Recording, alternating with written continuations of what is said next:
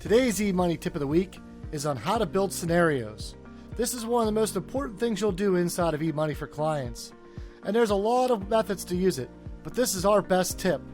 So what we're going to do is we're going to start out with a client. We're in our sample client here, Pam and Jim Helpert.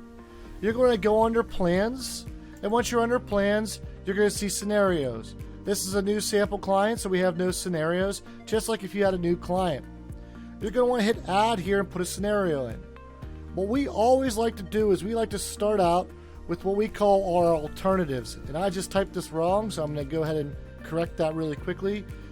There's a reason why we always call this alternatives. This is our sandbox. You may have another team that you and your team use, but we love the name alternatives. We actually borrowed this from another firm that taught us this name. When you go in our alternatives, you're going to want to build out every single situation. So as you go into advanced plan, and you continue to start to build out something, maybe it's going to be a retirement death assumption, whatever it might be, and I'm just going to click save here just to have one in here. Everything we build out, there might be 10 or 12 or 15 different things that we put in here. We're going to keep this scenario. Why we're going to do that is it's going to make it really easy. Whenever we're in front of a client, we know this is our playground. When we switch down and we see alternatives, we know for that particular client that every single option we want to show them is there, and we will also know that that's our playground that we have switched on and off. The other ones we're going to use, we're not going to have 20 or 30 scenarios for a client. A lot of clients, we only have this alternatives.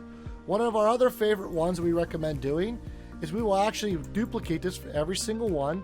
So anytime we want to make a change, we'll delete every other alternative here and go back into alternatives, because this is where we're going to build everything out to save ourselves times. So for example, we want to have our recommended plan. Maybe this is where after meeting with the client, and again I typed this wrong a couple different times, this is where we're going to have those buttons on. We know that once those buttons are on here, that's going to flow into everything else.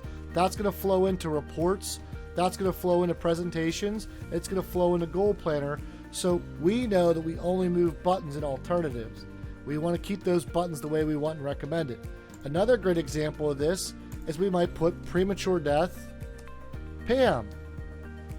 And this way, when we're underneath here in Decision Center, we can click with a client, go to a scenario where we can say, well, what if you died prematurely? And have all the buttons turned on the way we want to. Just for example, though, this is a sample client. You're going to notice I don't have anything in with this client. I want to start fresh and show you. So, to put it all together, when you're going and creating scenarios, have a base one. Well, the names we've seen is sandbox, playground, alternatives is what we use. Scenarios that change. Base scenario, don't use that because there's already a base inside of there. This is what we like to call it, alternatives.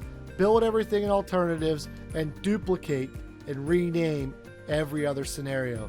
If you're going to make changes, go back in alternatives, make the change, and duplicate.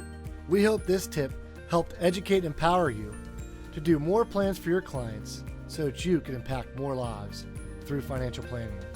If you have some great tips we don't know about, we'd love to hear about them. If you have a better way of doing what we just showed you, we'd love to hear about that, because we are a noble profession, and together we can elevate the profession.